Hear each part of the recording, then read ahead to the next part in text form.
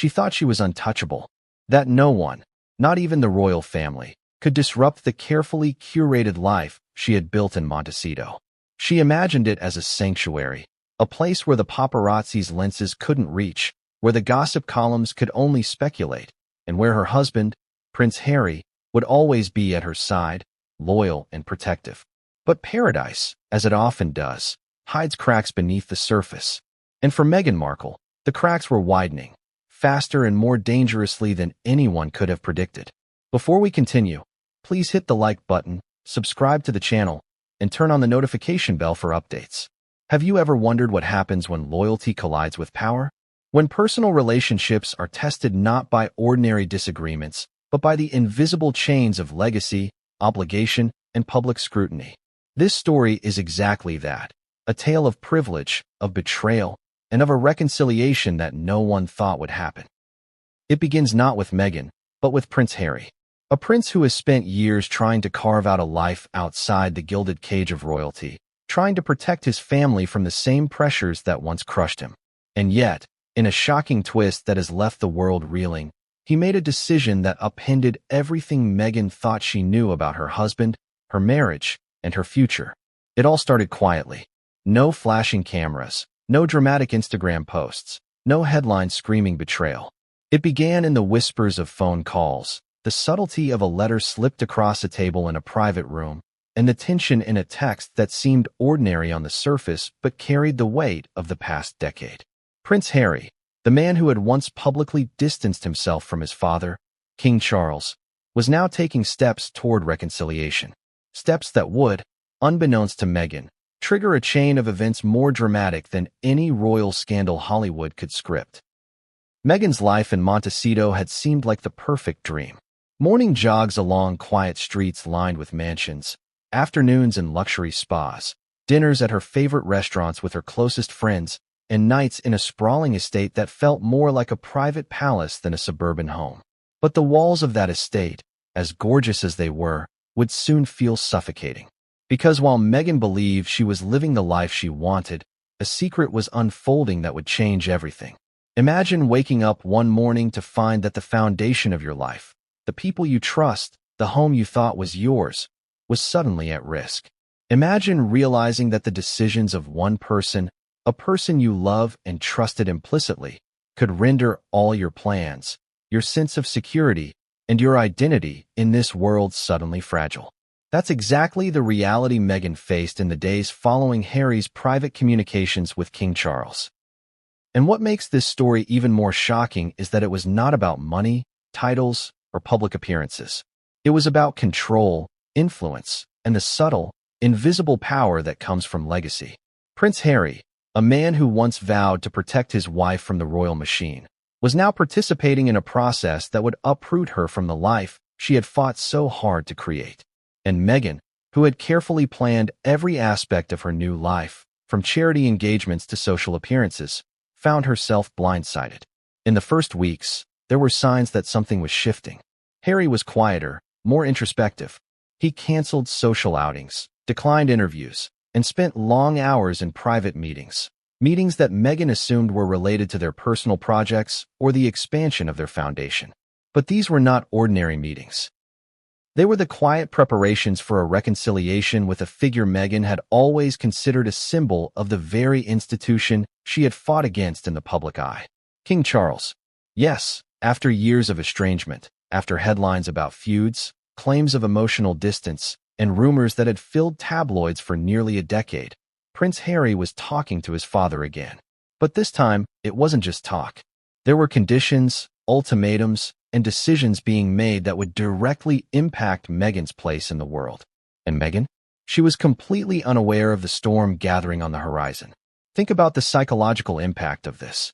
Living in a space you believe is safe, only to discover that the very person you rely on most is engaged in conversations that could take that space away. Imagine the tension building silently, like a low hum in the background, until the moment it crescendos into something you cannot ignore. Meghan experienced that moment with breathtaking clarity. One evening, Harry returned home with a look on his face that she could not interpret. Calm, collected, almost clinical, but beneath it lay a resolve she had never seen before. And then came the words. Words that would set in motion a series of events that would shake Montecito, the royal family, and the world watching. Harry spoke of changes, of reconciliations, of compromises. And in that conversation, he laid out a reality that Meghan had never anticipated. She would need to leave. Not temporarily, not for a few days, but entirely. Montecito, the home she had poured her heart into, the estate that symbolized her new life and independence, was no longer hers to inhabit. It's difficult to convey just how shocking this was.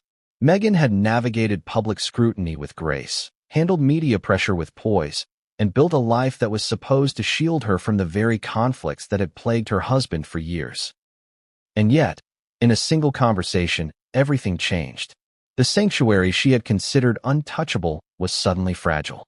The security she felt was an illusion. And the man she trusted implicitly, the prince who had once promised to protect her from the very institution that now dictated her fate, was the one delivering the news. But Harry's decision was not spontaneous, and it was not cruel for cruelty's sake.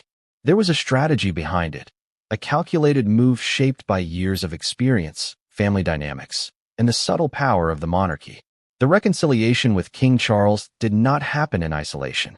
Advisors, courtiers, and even long-forgotten figures within the palace played roles in shaping the decision. And while Meghan had always considered herself a master of strategy in her own right, she had underestimated the silent, deliberate power of legacy and lineage. As this story unfolds, you will see how a series of letters, meetings, and private communications created a pressure cooker environment in Montecito. You will witness Meghan's growing realization that the life she thought she controlled was slipping through her fingers. You will understand why this wasn't merely a domestic spat or a marital disagreement, but a confrontation between personal desire and the immutable weight of royal expectation. So, what does this mean for Meghan Markle? What does it mean for Prince Harry, who is caught between loyalty to his father and love for his wife? And what does it mean for the royal family, whose every move is scrutinized by the world, and whose private reconciliations can trigger public frenzy? The answers are complex, emotionally charged, and, in many cases, shocking beyond belief. But perhaps the most unsettling part of this story is what Meghan discovered next. An unexpected revelation that made her question not only her marriage, but her very understanding of who Harry truly was and what he was capable of. A revelation that would redefine the narrative of power, control, and betrayal in a relationship that the world has followed so closely for years. Imagine standing in your home, surrounded by the life you have built, only to find that everything is contingent upon the decisions of someone you love. Imagine the letters that reveal hidden compromises, the private messages that suggest an entirely different reality, the whispered ultimatums that make you question every choice you have made. This is the world Meghan entered when she found herself face-to-face with Harry's decision. Montecito was no longer her sanctuary. And as she processed this, as the shock turned to panic, a single, simple question began to dominate her thoughts. Why now?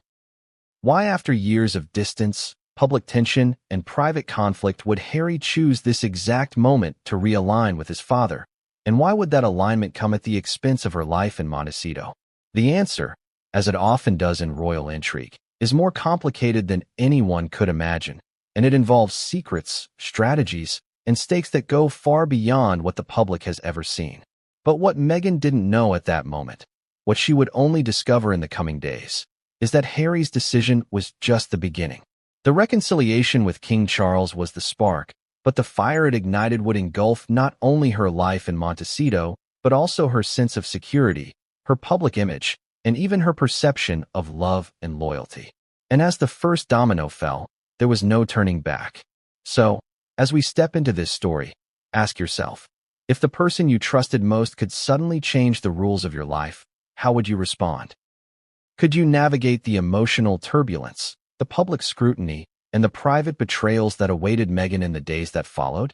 The answer is something we will explore together, chapter by chapter, revelation by revelation, as the Montecito saga unfolds in ways that no one, least of all Meghan herself, could have predicted.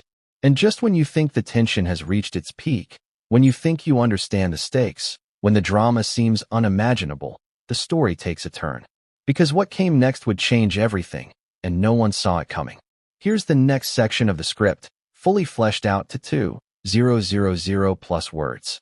What came next wasn't a dramatic shouting match, nor was it a public spectacle. It was far subtler, far more chilling. Because in matters of power, and in the delicate dance of royal influence, the most devastating actions are often quiet. They're almost invisible. And that's exactly how Prince Harry chose to act. It began with small changes around Montecito. Subtle, almost imperceptible at first. The staff noticed that Harry had become increasingly withdrawn, spending hours locked in private conversations on the phone. Calls were curt, measured, and tense, and they left Meghan feeling excluded, unheard. The man who had once been her champion, the one who had fought publicly to protect her from what he called the royal machine, now seemed to be enacting the very protocols he had promised to oppose. Have you ever been blindsided by someone you trusted implicitly? By someone whose loyalty you assumed was unshakable? That creeping, stomach-turning realization that the person you rely on could act against your best interests is terrifying. And Meghan, for all her experience with public scrutiny, had never faced a betrayal quite like this. She had dealt with hostile tabloids, public judgment, and even personal attacks on her character. But nothing prepared her for the quiet, deliberate strategy unfolding in her own home. The first unmistakable sign came in the form of logistics. Harry had arranged meetings with legal advisors, seemingly innocent at first. Foundation business, he told her. But Meghan, ever perceptive, began noticing the pattern. Schedules changing, documents shuffled, and private correspondences that she wasn't included in. Questions she asked were answered vaguely, evasively. And then came the note. A small envelope, slipped under her bedroom door, unmarked except for Harry's handwriting. Inside, a short, seemingly benign message about upcoming meetings with advisors. But hidden in the text, in the phrasing, in the choice of words, was a subtle shift, a hint that Harry's priorities had changed. He was planning, calculating, laying the groundwork for a decision that Meghan had no idea was coming. And here's where it gets even more intense. Because Harry's actions weren't just about relocation or logistics, they were about perception, about control, and about legacy. The reconciliation with King Charles wasn't a mere truce. It was a reassertion of authority. By aligning himself with the king, Harry was signaling that his loyalty to the monarchy, its traditions, expectations, and influence, trumped even the personal alliance he had with Meghan.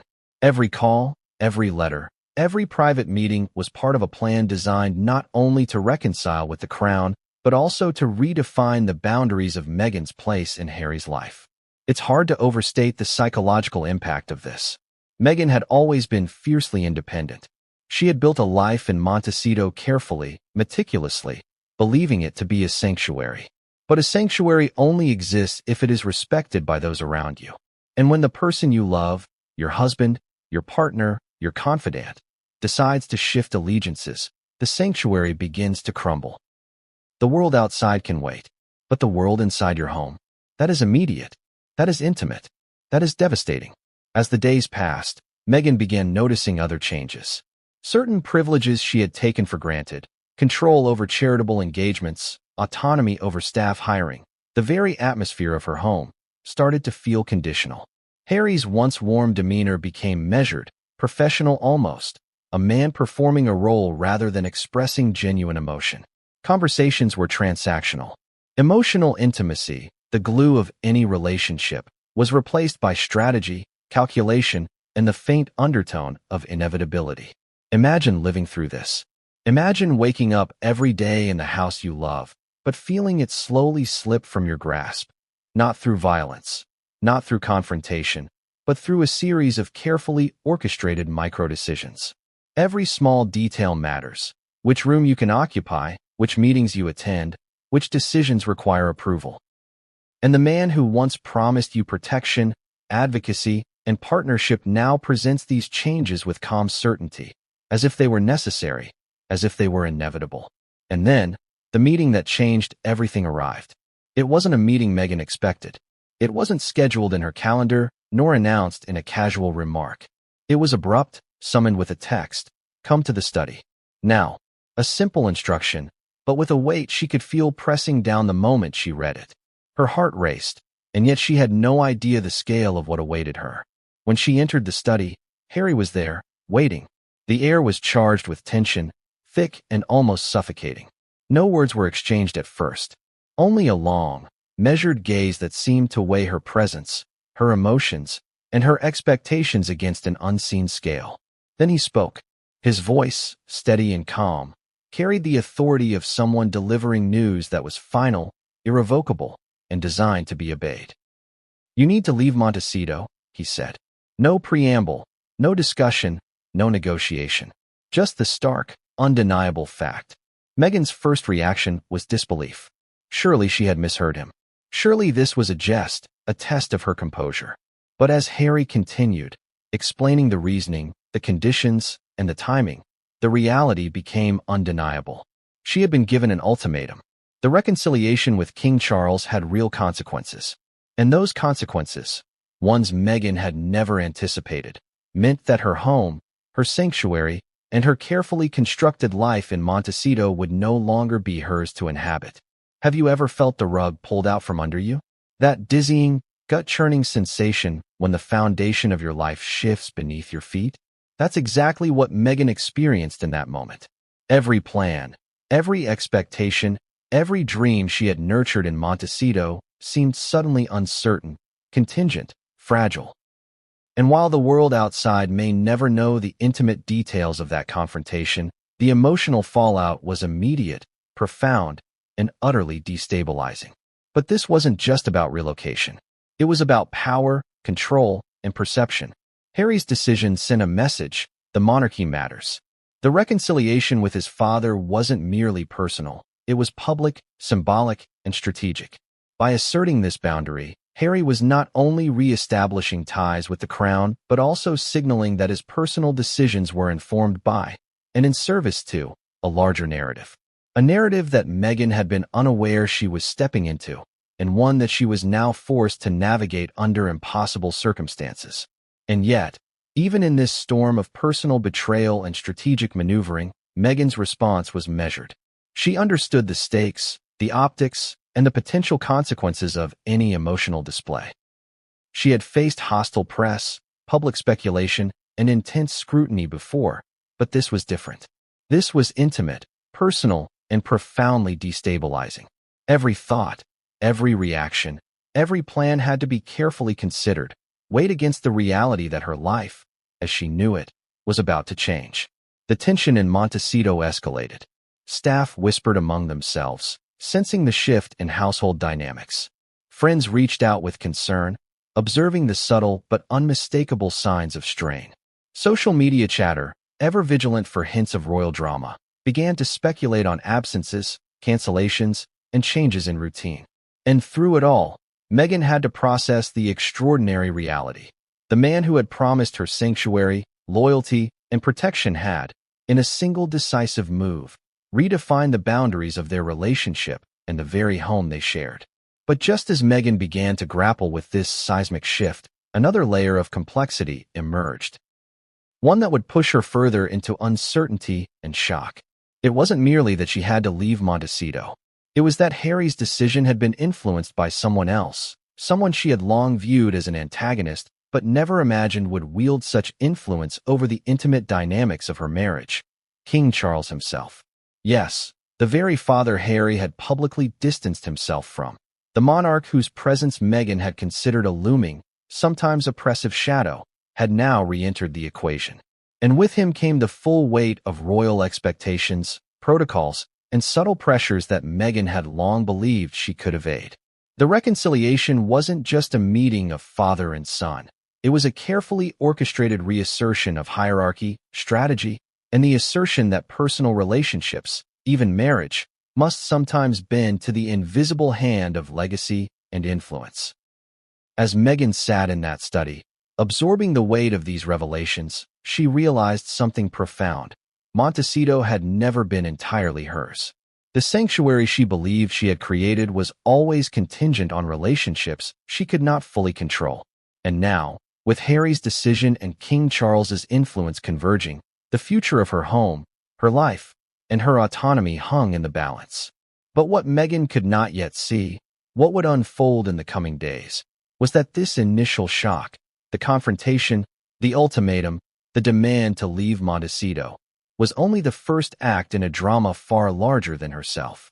There were layers of strategy, hidden motivations, and silent players operating behind the scenes that would continue to shape every decision, every move, and every revelation.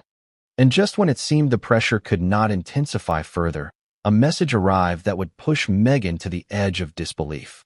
An email, unassuming in appearance but devastating in content, contained confirmation of timelines, contingencies, and explicit instructions for staff regarding her relocation.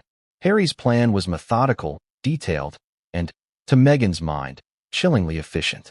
The reconciliation with King Charles had triggered a cascade of decisions, each one tightening the boundaries around her presence in Montecito, each one signaling that the sanctuary she had relied upon was now slipping irretrievably from her grasp. But Meghan, as resilient as she was, refused to be passive. In that moment, she understood that survival required strategy, foresight, and, above all, an unwavering awareness of the dynamics at play. The coming days would test her resolve, her ingenuity, and her capacity to navigate the most intimate of betrayals under the relentless glare of public attention. And just when she thought she had anticipated every move, every shift, every hidden influence, a new revelation emerged, one that would completely upend her understanding of the Montecito saga.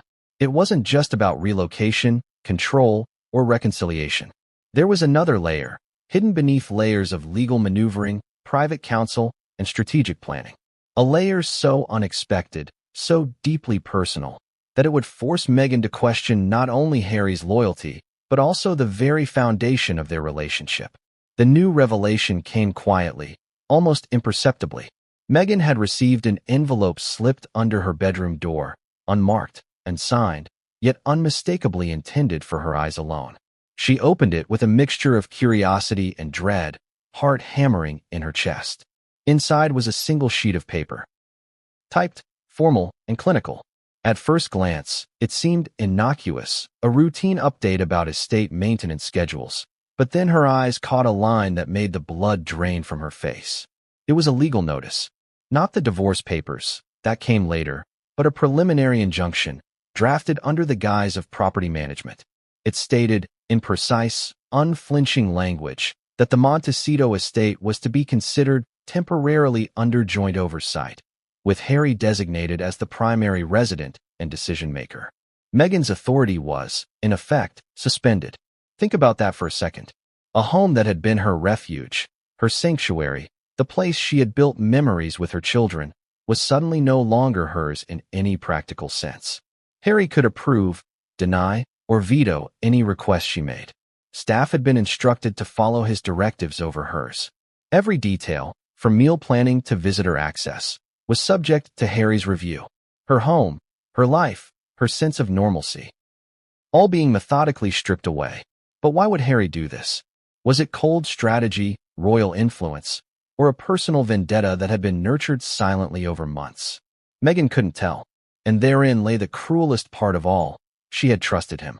She had believed in their bond, their partnership, their shared life.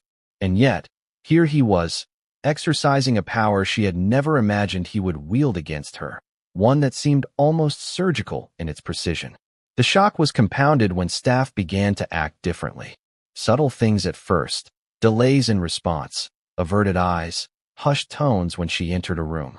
It was as if the entire household had shifted allegiance without a word, responding to an unspoken hierarchy that placed Harry at the apex. Meghan had spent years cultivating relationships with these people, relying on loyalty and trust, and now she was confronting the painful reality that loyalty could be so easily redirected. And it wasn't just the staff. Friends, neighbors, even casual acquaintances began to behave differently. Word of the internal shift had leaked, intentionally or not, and suddenly, the social landscape of Montecito was altered. Invitations she once extended went unanswered. Messages she sent were delayed or ignored. Even casual conversations were tinged with caution. The invisible web of influence and allegiance was tightening around her. Amid this, Meghan began to notice another pattern. Harry's behavior wasn't just formal, it was tactical. Every interaction, every casual comment, every subtle nod or glance seemed to be designed to reinforce the message. This is his domain now, and her presence is conditional. There were no raised voices, no dramatic confrontations. It was colder, more efficient, and infinitely more insidious. The quiet assertion of control, the subtle erasure of her influence, was psychologically devastating. Then came the financial notices. Small at first, almost innocuous. Adjustments to account access, reallocation of household funds, and the establishment of new financial protocols that required Harry's approval. It was a silent message, yet deafening in implication. Her autonomy was being systematically dismantled. Every sphere of her life, personal, domestic, financial, was being redirected under Harry's authority, a shift that seemed designed to make her question her own position, her own choices, and even her own sanity. What made it even more shocking was the timing. Harry had just completed a reconciliation with King Charles, a move that the public assumed was personal, emotional, and centered around familial bonds. But behind the polished announcements and public photos lay a more strategic narrative. By aligning himself with the crown, Harry had gained leverage. He could now act with authority, backed not only by his own status, but by the implicit power of the monarchy. The reconciliation was, in effect, both a personal gesture and a calculated maneuver, one that allowed him to reshape the domestic landscape of Montecito in ways Meghan had never anticipated. Meghan, however, was not without defenses. She was intelligent, resourceful, and fiercely protective of her children. She immediately began documenting everything, every conversation, every email, every action by staff and Harry himself. She understood that this was not just a personal battle, it was potentially a legal one. And in a world where public perception was just as important as legal precedent, she had to be careful, meticulous, and strategic in every step. Despite her efforts, the emotional toll was immense. Meghan found herself pacing through the corridors of Montecito late at night, trying to reconcile the woman she had been with the life she now faced. Every corner of the estate held memories, laughter, milestones, quiet family moments that were now overshadowed by tension and fear. She remembered the late nights when Harry had comforted her, the whispered promises of partnership and unity, and contrasted them with the cold precision of his recent actions. It was a stark, painful dichotomy that forced her to confront the fragility of trust and love under pressure. As days turned into weeks, the situation escalated further. Harry implemented additional measures. Security protocols were modified, personal schedules adjusted, and even communications with external contacts were subtly monitored or redirected. The Montecito estate, once a private sanctuary, was increasingly transformed into a controlled environment. Meghan's every move was under subtle observation, her options narrowed, her influence curtailed. And then, just when Meghan thought she had a grasp on the evolving situation, an unexpected visitor arrived, a former royal aide with intimate knowledge of palace dynamics. The aide came with warnings, advice, and insight that neither Meghan nor Harry had anticipated. This wasn't just about personal power. It was about the larger forces at play, royal expectations, media influence, and strategic positioning that extended far beyond Montecito's gates. The aide revealed details about King Charles's plans, the subtle pressures placed on Harry, and the intricate network of advisors who influenced every decision. It became clear that Harry's actions were not solely his own. They were part of a broader orchestration. Every move had implications not only for Meghan but for the children, for public perception, and for the delicate balance of the family's future. Meghan realized, with a sinking heart, that she was confronting a multi-layered challenge. It wasn't simply a personal betrayal or a domestic dispute. It was a convergence of personal, legal, and public forces, all acting simultaneously to redefine her existence within Montecito. And as the aide left, she whispered a final, chilling piece of information. Harry's next move was imminent, and it would be irreversible. At that moment, Meghan understood the gravity of her situation. The reconciliation with King Charles had triggered a series of strategic decisions that she could not counteract alone. The sanctuary she had relied upon, the home she had built, and the relationship she had cherished were all under threat. The very foundation of her life in Montecito was shifting beneath her feet. And just as she braced herself for what she feared would come next, the first real warning appeared. A note slipped under the door, brief and unambiguous. Harry's words were simple, cold, and absolute. Prepare for transition. Immediate relocation necessary. Details to follow. Everything she had believed about stability, trust, and family was now in question. Montecito, the estate that had once symbolized security and partnership, had become a stage for strategic maneuvering, a test of resilience, and a battleground where personal loyalty collided with external influence. And just when it seemed that the tension could not increase further, an anonymous tip arrived on her phone, accompanied by a photo, a glimpse of preparations being made outside her windows, subtle yet unmistakable signs that action was imminent. The moment had come. The transition was no longer theoretical. The first tangible steps toward her removal from Montecito were underway. But Meghan, ever resilient, would not be passive.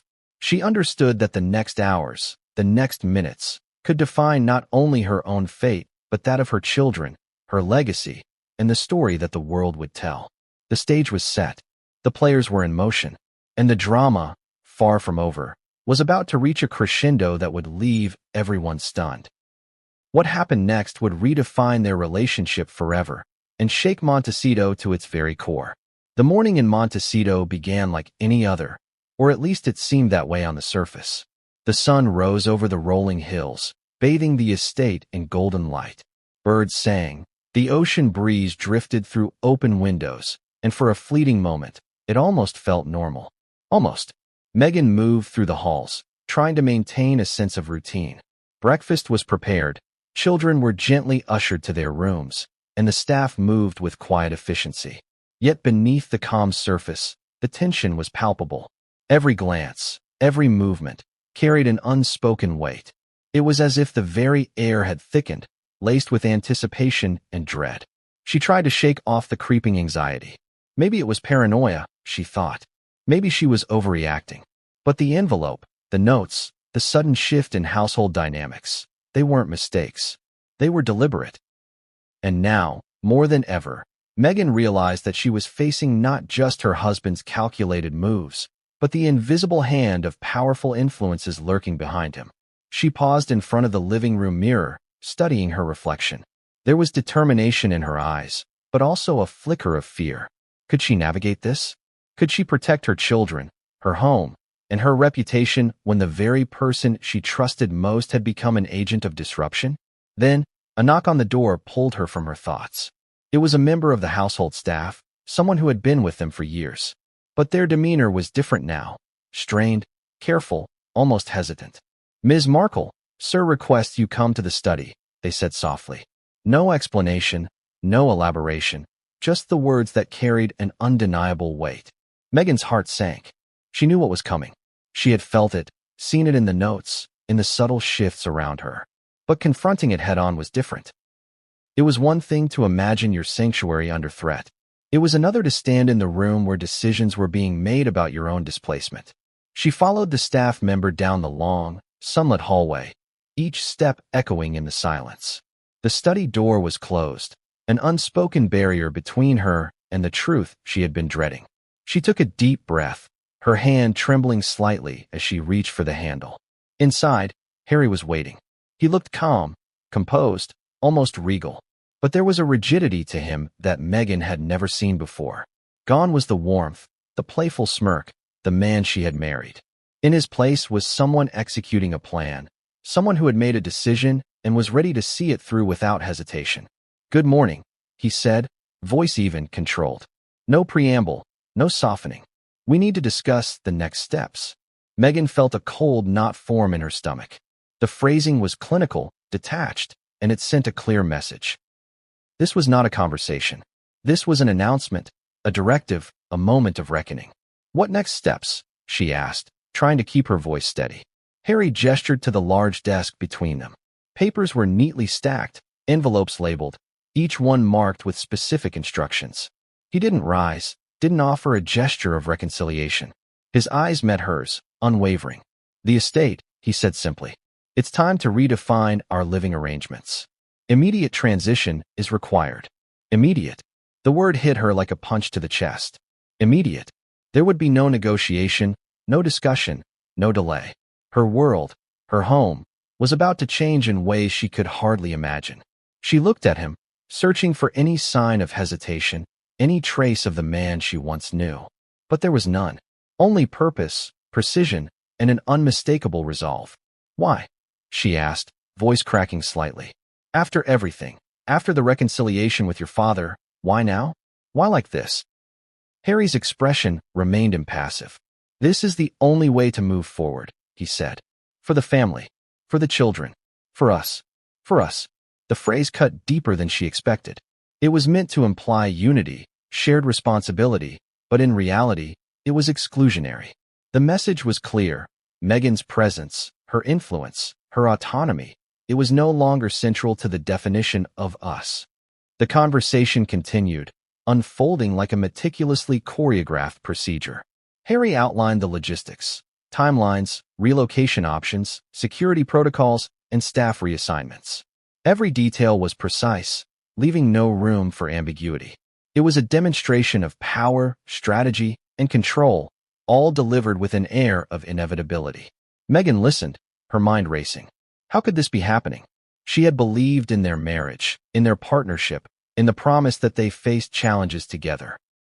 And yet here she was, being handed a script she hadn't written, directed in a story she hadn't chosen to star in. When the meeting ended, she was left alone in the study, surrounded by the silent testimony of decisions made without her consent.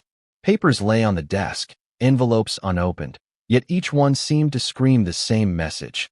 Your home, your life, your choices are no longer yours to command. The next hours were a blur.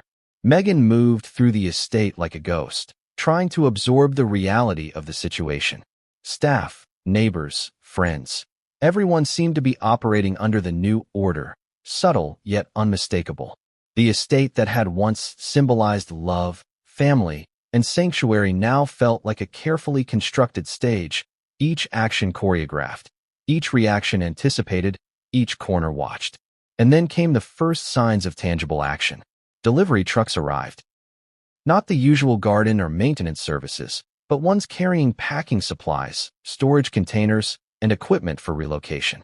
Staff members moved with quiet efficiency, following instructions that had been communicated under Harry's authority. The message was clear. The transition was not a threat. It was happening. Meghan, despite her rising panic, tried to maintain composure. She began documenting everything, taking notes, photographs, and videos. She knew the importance of evidence, of records that could be used if the situation escalated into legal or public battles. But as she moved through the estate, witnessing the physical manifestation of the transition, a deeper fear settled in. This was not just about property or control. This was about her place in the world, her relevance, and the very definition of her family. As evening approached, the tension reached a new peak. Harry had left for a brief meeting, leaving Meghan alone with the children and a staff whose allegiance was visibly split. The air was thick with unspoken questions and suppressed anxiety. Every sound, footsteps, doors closing, the distant hum of vehicles, felt amplified, each one a reminder that the transition was moving forward, unstoppable. It was then, in the quiet of the approaching night, that Meghan realized the truth. Montecito was no longer a sanctuary. It had become a battlefield, and she was at the center of a storm she could neither predict nor fully control. But just as she braced herself for the long night ahead, a sudden, unexpected knock at the front door broke the silence. A visitor she did not expect, someone who could either change everything or accelerate the chaos. And as she approached, heart pounding, she had no idea that what awaited her beyond that door would push the unfolding drama to heights she had never imagined, and leave Montecito trembling on the edge of an emotional cliff. Meghan's hand hovered over the doorknob, frozen for a split second. Who could it possibly be? At this hour, with the estate in disarray and her world already spiraling, she hadn't expected anyone, not a neighbor, not a friend, certainly not a messenger carrying news. Every instinct screamed caution, but curiosity, and the faint hope of an ally. pushed her to turn the handle. The door swung open, revealing a figure who seemed almost impossibly calm. It was a man she had known for years, someone who had always been a quiet force behind the scenes, observing, recording, and occasionally intervening when the circumstances demanded it. His presence immediately set her nerves on edge. "Meghan," he said, his voice low and controlled. "We need to talk. It's about Harry and what he's planning." Her stomach twisted. Planning? What could possibly be planned at this point? Hadn't the transition already started? Every detail of the eviction, the packing, the logistics, the staff alignments, had been executed with precision. She tried to mask her panic, but her voice betrayed her. "What are you talking about?" she asked cautiously, stepping aside to let him in. He's already made it clear. I know what's happening. I've seen the envelopes, the schedules, the movers." He shook his head, leaning against the doorway for a moment before stepping inside. "It's more than that," he said. "It's not just Montecito. It's bigger. What you're seeing now, it's only the first act. There's more coming, and it's strategic. Harry isn't just reorganizing the estate. He's restructuring everything around you, around the narrative of your presence, your influence, your choices." Meghan felt a cold dread creeping up her spine. She had anticipated conflict, yes, but the suggestion of an orchestrated plan so elaborate, so calculated, hit her like a blow she hadn't seen coming. "Why?" she asked, voice trembling. "Why would he do this? After reconciling with his father?" The man sighed, moving to sit in the living room chair. He was deliberate, measured, as though choosing his words carefully. "Because this reconciliation, it's not about peace. It's about leverage. Harry has always been torn between loyalty and independence, between family and, well, ambition. Now, after aligning with Charles, he's under pressure to prove his loyalty, to redefine his position, and unfortunately, that comes at your expense." Meghan's mind raced. The golden haze of the Montecito morning had faded, replaced by shadows that deepened with each passing moment. Could it be true? Had Harry been maneuvered into a position where her removal was inevitable? Not personal, not vindictive, but tactical? "And you think this visitor," she said, glancing toward him with suspicion, "is somehow what? Here to help? Or is this a trap?" He gave a faint, almost imperceptible smile. "Neither and both. I can't guarantee anything, Meghan, but I can tell you what's coming next. And if you want to protect yourself, your children, and what remains of your autonomy, you need to listen." He reached into his coat pocket and pulled out a small envelope, worn at the edges, labeled with Harry's handwriting. Her pulse quickened as she took it, fingers trembling. The envelope contained documents, plans, contingencies, potential scenarios for relocation, instructions for staff behavior, and even notes on how to handle media inquiries if things became public. The level of detail was staggering. It was not just a logistical plan. It was a psychological map. Every potential reaction Meghan might have was accounted for. Every ally she thought she had, every support system she relied upon. Each was analyzed, cataloged, and potentially neutralized. She looked up, meeting his gaze. This is insane. He can't actually think I'll just comply." He leaned forward, voice low and urgent. "Insane? Perhaps. Calculated? Absolutely. He's been under immense pressure, Meghan. But more importantly, this isn't just Harry. There are other forces at play. Advisors, legal teams, family strategists. They've all coordinated to make this inevitable." Meghan sank into a chair, the weight of the reality pressing down on her. She had always known that being part of the royal orbit came with scrutiny, manipulation, and politics. But never had she imagined the depths of orchestration she was now facing in her own home, in her own sanctuary. "What do I do?" she whispered. The man's expression hardened. "First, you survive the immediate. Second, you gather evidence. Third, you make your next move count. If you react impulsively, you lose everything. If you act strategically, you might just regain control. But the window is closing, and it's closing fast." Her mind reeled. The sun had fully set, leaving Montecito draped in shadows. The estate that had once symbolized freedom, security, and family was now a landscape of potential traps and calculated moves. Every familiar hallway, every favorite room, seemed tainted by anticipation and hidden agendas. Suddenly, A loud crash echoed from the direction of the children's rooms. Meghan jumped to her feet, heart racing. The staff scrambled, the sounds of activity amplified by the tension that had gripped the house all day. Someone shouted, possibly a child crying, possibly a misplaced object, but the effect was immediate. The perfect veneer of calm was shattered, leaving chaos in its wake. And then, just as quickly, silence. A silence that was heavier than any noise. A silence that seemed to hum with the knowledge that the storm was far from over. Meghan turned to the man, eyes wide, desperate. What now? He shook his head slowly, the corners of his mouth tight. Now, we wait for the next move. And trust me, it's coming sooner than you think. Harry's intentions are clear, but the outcome, well, the outcome is anything but predictable. And when it happens, it won't just change Montecito. It will change everything you believed about family, loyalty, and trust. Her stomach churned. The realization sank in with icy clarity. The eviction, the packing, the calculated calm, it was only the beginning. What Harry had initiated would ripple outward, touching everyone and everything she held dear.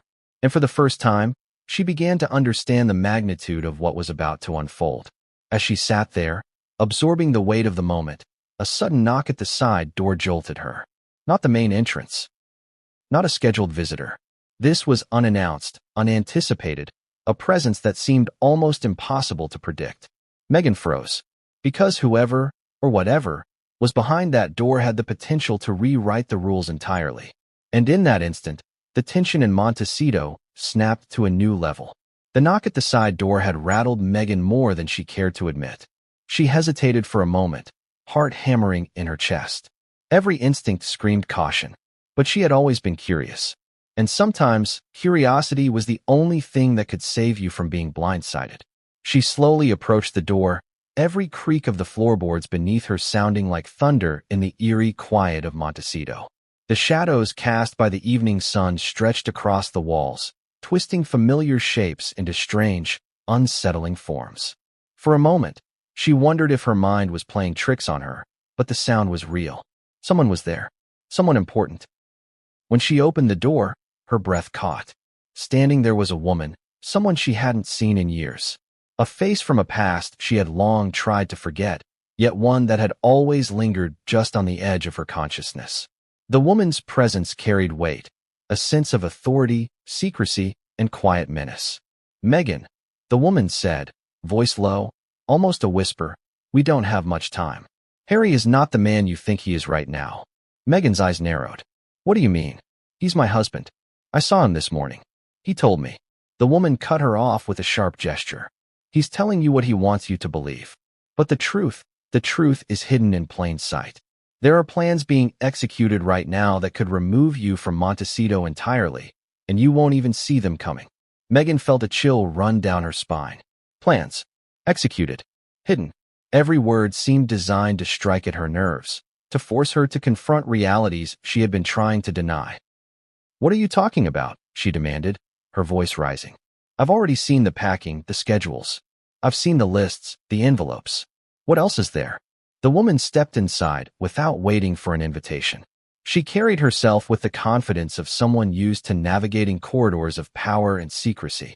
Much more than you know, she said. Harry is not acting alone. There are influences, external pressures, advisors, even family members, who are manipulating every step of this eviction. It's a chess game, Meghan, and right now, you are just one piece. Meghan sank onto the sofa, trying to process the words. A chess game, one piece. The metaphor resonated. She had felt it, always felt it, this sense of being moved, manipulated, and watched. But to hear it confirmed, to have it articulated in such cold, precise terms, was jarring. The woman leaned forward, placing a hand on Meghan's. You need to know everything if you want to protect yourself.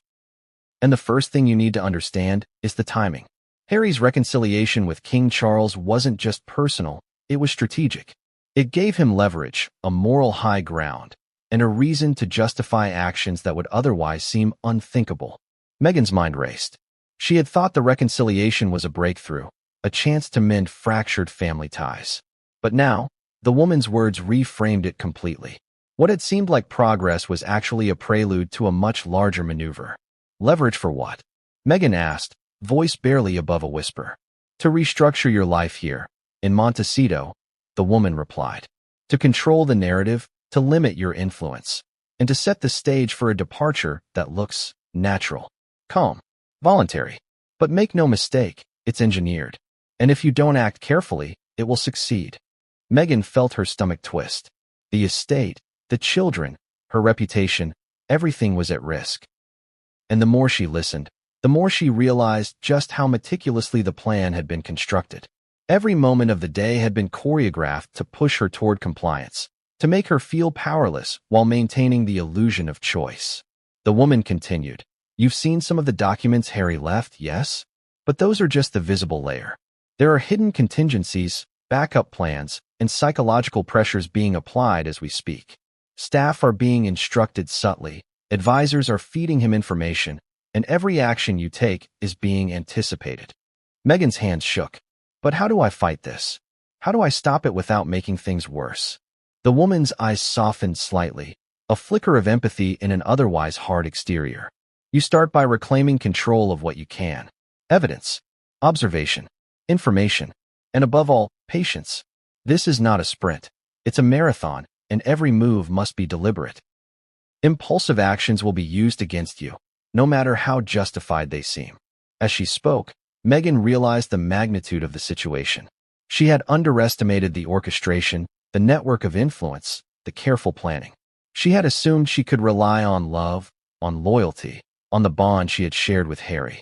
But those assumptions were now being dismantled, piece by piece, by a reality that was far more calculated and far more ruthless than she had ever imagined. And then came the most shocking revelation of all. There's one more thing, the woman said, her voice dropping to a near whisper. Harry isn't just moving you out of Montecito. He's preparing an exit strategy that involves your children. They are part of the plan. And the timing is critical. If you don't act before sunrise, it may be too late to influence where they go, how they are moved, and under whose authority they will be placed. The words hit Meghan like a physical blow. Her breath caught, her heart raced, and a cold, sinking fear settled in her chest. This wasn't just about her home. This wasn't just about eviction. This was about control over the very people she loved most in the world. She looked up at the woman, eyes wide, voice shaking. They can't take them. Not my children. Not like this. The woman nodded solemnly. I know. And that's why you need to be ready. Every second counts. Every decision, every word, every reaction. They are watching, analyzing, waiting. One misstep, and the plan accelerates. One correct move, and you might just reclaim a measure of control. Meghan rose slowly, determination replacing some of the fear that had gripped her moments earlier. She had no choice but to act. She had to understand every layer, anticipate every move, and protect what mattered most. And in that moment, as the night deepened and shadows stretched across Montecito, Meghan realized the truth. She was no longer simply a participant in her own life. She was in the eye of a storm that threatened to dismantle everything she had built, everything she loved, and everything she believed about trust, family, and loyalty. And yet, she also understood something else. Storms, no matter how fierce, could be navigated, and the next move she made would determine whether she would survive it or be swept away entirely.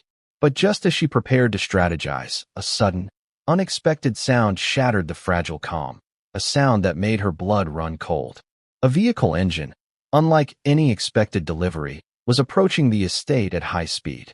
And inside that vehicle, someone she never thought she'd see again was returning to Montecito.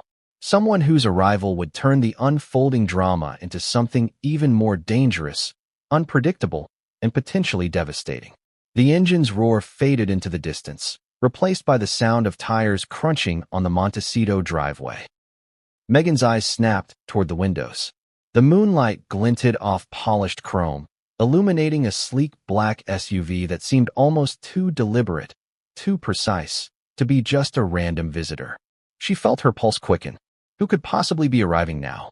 She had already weathered an avalanche of revelations, confrontations, and manipulations over the past few days.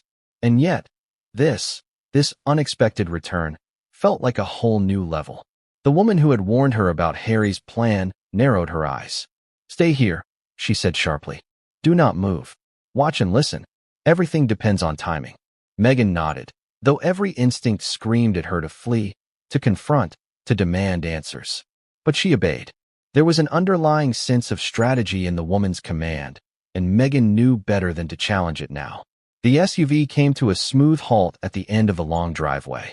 The engine cut off, leaving an almost eerie silence in its wake. A figure stepped out, tall, confident, deliberate, someone who moved as if every step had a purpose. Every gesture was loaded with intent. Meghan squinted through the window, trying to make out details in the dim moonlight. And then, recognition hit her like a thunderclap.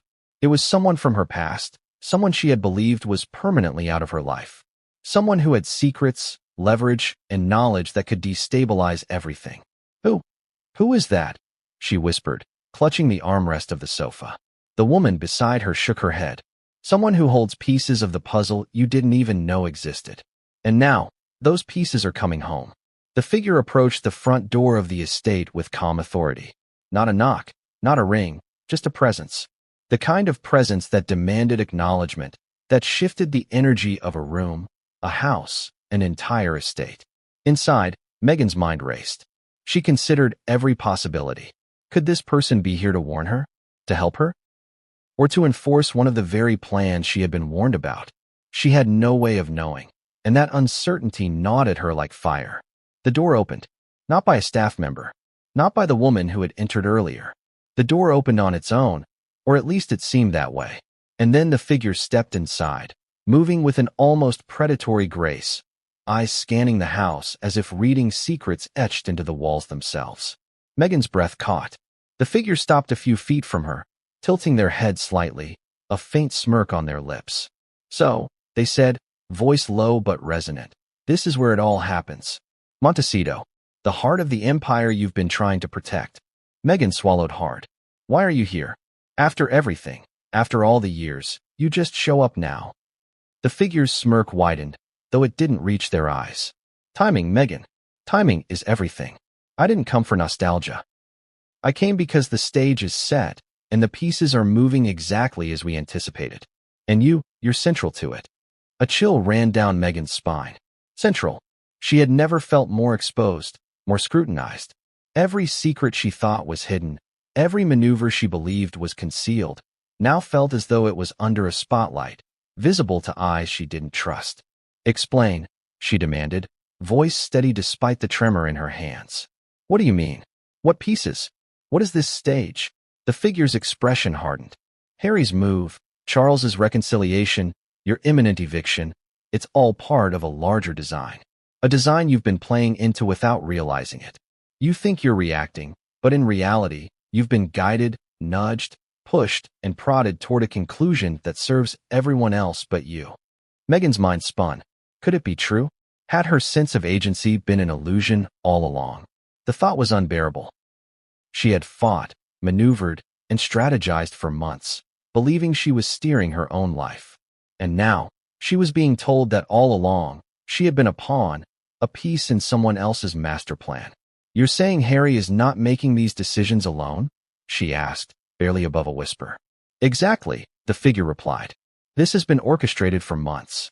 Every interaction, every word, every calculated reconciliation, all designed to position you in a very specific place.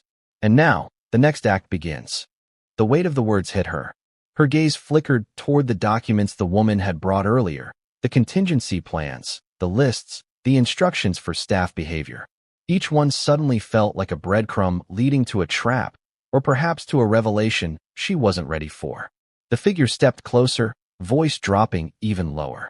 "You have choices, Meghan, but they are limited, and the consequences of each choice are magnified by the context you now find yourself in. One wrong move, and Montecito is not the only thing you'll lose." Meghan's stomach churned. The thought of losing her home was one thing, but losing control over her life, her children, her reputation, it was an entirely different terror. And as she looked at this unexpected visitor, she realized that the storm she had feared was not only arriving, it had already begun. "Then tell me," she said, determination flashing in her eyes. Tell me what I have to do. Every step, every piece of information. I need to know everything. The figure nodded once, gravely. Patience, they said. First, you need to survive tonight. Then, you need to understand the full scope. But know this, the next 24 hours will determine more than just the status of Montecito. They will determine the trajectory of your entire life. And for Harry, they will determine the limits of his loyalty. Meghan's heart pounded. She realized, with stark clarity, that what had seemed like chaos was actually a series of calculated moves in a game whose rules she had only just begun to understand. And as the figure turned toward the window, gazing out at the estate with an intensity that suggested both foresight and menace, Meghan understood one undeniable truth. Nothing in Montecito would ever be the same again. And then, almost imperceptibly, the figure's eyes met hers with a spark of warning, a hint of prophecy. The first light of dawn crept across Montecito like a thief, slipping through the blinds, brushing across the polished floors, and illuminating the tension that had settled in the house like dust in a long-abandoned room. Meghan woke to an unsettling stillness. The silence was different from the quiet she had become accustomed to. It carried a sense of waiting, of expectation, almost as if the estate itself held its breath. She rose from the bed slowly, every muscle taut with apprehension. The events of the previous night replayed in her mind. The warning from the mysterious woman, the arrival of the figure from her past, the chilling words about contingency plans and control. It felt like she had been cast into a story already written, a narrative where she had no pen in her hand. A knock at the bedroom door startled her, and her pulse spiked. She approached